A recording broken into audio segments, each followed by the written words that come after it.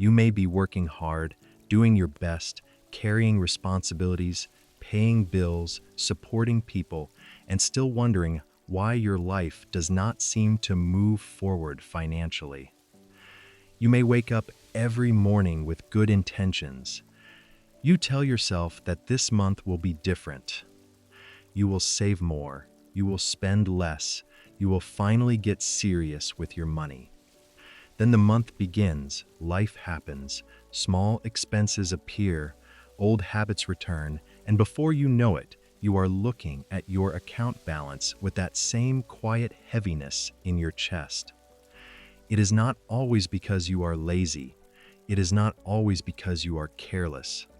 Many adults are trapped financially because they were never taught how to handle money with wisdom, patience, and discipline. They were taught how to work, how to survive, how to pay bills, how to look responsible from the outside, but not always how to build a stable life from the inside. Money is not just numbers. Money is behavior. Money is emotion. Money is memory. Money is fear, pressure, pride, comfort, anxiety, desire, and sometimes shame. That is why two people can earn the same amount and live completely different lives. One moves forward slowly with peace and control. The other keeps earning, spending, borrowing, and wondering where everything went.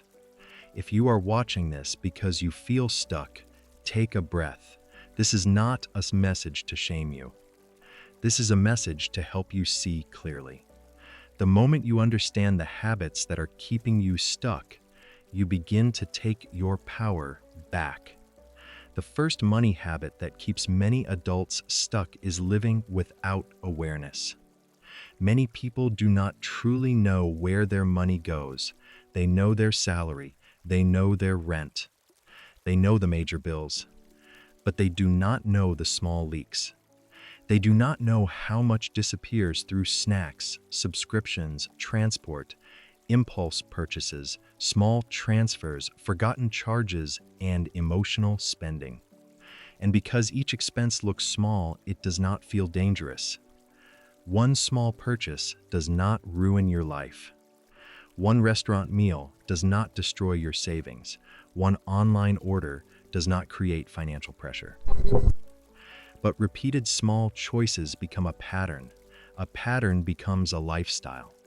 A lifestyle becomes your financial reality. Awareness is the beginning of change. You cannot fix what you refuse to look at.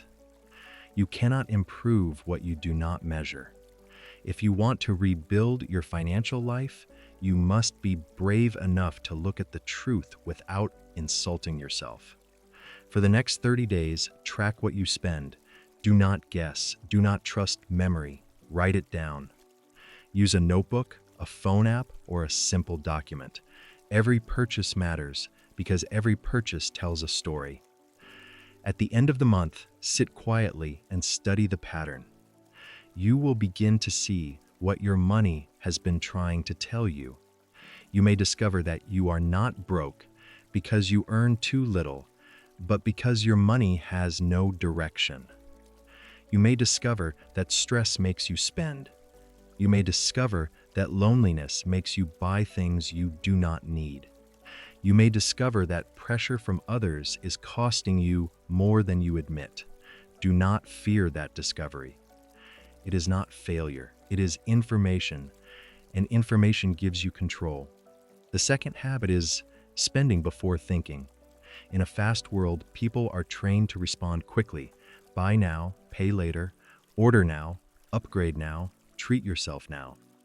Everyone around you may seem to be doing well, dressing well, traveling, eating out, changing phones, posting success, and living loudly.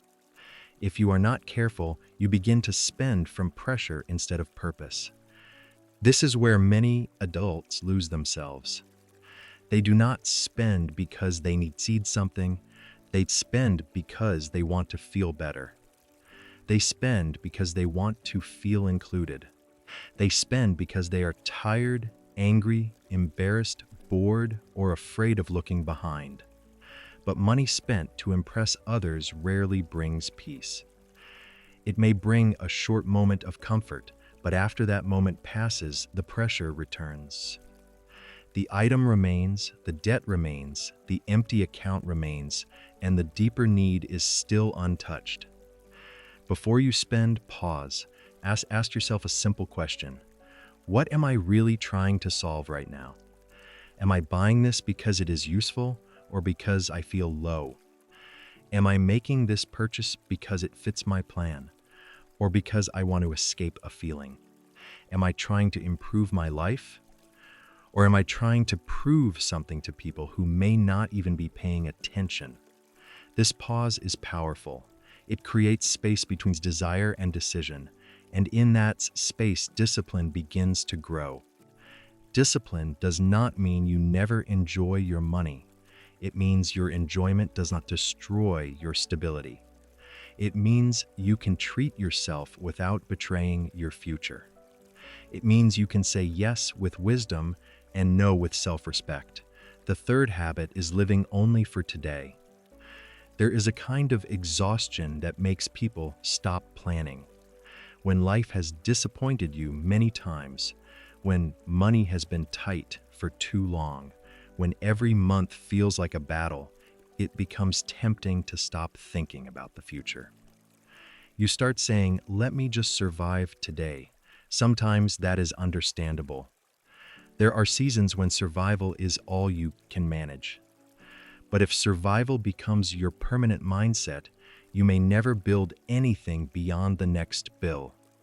The future needs your attention, even when the present is difficult. You do not need to have everything figured out. You do not need to make a perfect plan. You only need to begin making choices that give your future self a little more room to breathe. Start small. Save a small amount consistently. Pay down one debt slowly. Learn one money skill at a time. Build one better habit each week. The future is not built in one dramatic moment. It is built quietly through repeated choices that look small while you are making them. A person who saves a little every week is not just saving money. That person is building trust with themselves. A person who refuses one unnecessary purchase is not just keeping cash. That person is practicing self-control. A person who studies money for 15 minutes a day is not just gaining knowledge. That person is changing the direction of their life. You do not rebuild by waiting for a perfect season. You rebuild by doing what you can with what you have. The fourth habit is avoiding emergency preparation. Many adults are one unexpected expense away from panic. A medical bill, a broken phone, a car repair, a delayed payment, or a family emergency can throw everything into confusion. This is not because they are bad people. It is because life without a safety net is heavy. An emergency fund is not only money, it is peace. It is the quiet strength of knowing that one problem will not immediately push you into debt. It is the confidence to face life without feeling completely exposed. Do not wait until you can save a large amount. Start with what is possible. If all you can save is a small amount each week, begin there. The first goal is not to become wealthy overnight. The first goal is to create breathing space. There is dignity in preparation. There is wisdom in accepting that life will not always warn you before it tests you. And there is strength in deciding that the next emergency will not meet you completely unprepared. As your emergency fund grows, your nervous system changes. You become less reactive. You stop making desperate decisions. You begin to think with more clarity because fear is no longer driving every choice.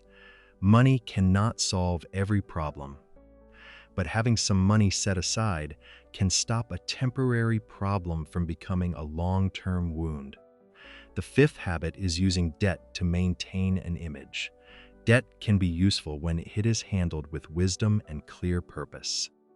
But debt becomes dangerous when it is used to create a life you cannot yet afford. Many people borrow to look stable while they are quietly struggling. They use credit to cover emotional gaps. They buy things in advance of their discipline. They build appearances faster than they build foundations. This is a painful trap because image is expensive. Keeping up appearances can cost more than basic living. It can make you say yes when your account is saying no. It can make you feel rich for a moment and trapped for months. The truth is that you do not need to look successful to be rebuilding. You do not need to impress people while you are healing your finances. You do not need to explain every quiet decision to anyone. There is strength in living below your means while you repair your life. There is wisdom in choosing peace over display. There is courage in saying, "I cannot afford that right now," even when pride wants you to pretend. If debt is already part of your life, do not drown yourself in shame. Shame does not pay bills. Shame does not create a plan. Shame only makes you hide. What you need is honesty and structure. List what you owe. Know the amounts, know the interest, know the minimum payments. Choose a repayment strategy and follow it with patience. You may start with the smallest debt to build confidence or the highest interest debt to reduce cost. What matters most is that you stop ignoring it. Debt loses some of its power when you stop hiding from it. The sixth habit is refusing to learn about money. Many adults avoid financial education because they feel it is too complicated. Budgeting sounds restrictive. Investing sounds risky. Interest rates sound confusing. Retirement planning feels far away. So they push it aside and hope things will somehow improve. But what you do not understand can quietly control you. You do not need to become a financial expert in one day. You only need to become a better student of your own life. Learn how budgeting works. Learn how debt grows. Learn how saving protects you. Learn the basics of investing. Learn how to read your bank statement. Learn how to negotiate. Learn how to plan. Every lesson gives you more confidence. Every small piece of knowledge makes you harder to manipulate, less likely to panic, and more capable of making steady decisions. Set aside time each week to learn. Read a chapter. Watch a serious lesson. Listen to people who explain money calmly and clearly. Take notes. Apply one idea before chasing the next one. Financial education is not about sounding smart. It is about becoming free from confusion. It is about giving yourself the tools you should have been given earlier. And even if you are starting late, you are still starting. That matters. The seventh habit is separating money from character. Some people want better finances, but they do not want to change their habits. They want more savings, but not more discipline. They want peace, but not planning. They want progress, but not patience. They want a different life while keeping the same patterns. But money responds to character. Not perfectly, not instantly, and not always fairly, but over time your habits reveal themselves in your finances. If you are impulsive, your money will show it. If you avoid truth, your money will show it. If you lack boundaries, your money will show it. If you are patient, disciplined, focused, and willing to learn, your money will also begin to show that. This is why rebuilding your finances is also inner work. You must rebuild your relationship with yourself. You must become the kind of person who can keep promises to themselves. You must learn to say no without guilt. You must learn to delay comfort without feeling deprived. You must learn to plan without fear. Financial discipline is not punishment. It is self-respect in action. When you create a budget, you are not limiting your life. You are giving your money a job. When you save, You are not denying yourself joy. You are protecting your future peace. When you avoid unnecessary debt, you are not being small. You are choosing freedom over pressure. And when you start again after mistakes, you are not pretending the past did not happen. You are proving that the past does not have the final word. If you have wasted money before, you can learn. If you have borrowed too much before, you can repair. If you have ignored your finances for years, you can begin today. If you feel behind, you can still move forward. The goal is not perfection. The goal is direction. You may not fix everything this week. You may not clear every debt this month. You may not build full financial stability immediately, but you can begin changing the pattern. And once the pattern changes, the future begins to change with it. Start with awareness. Know where your money goes.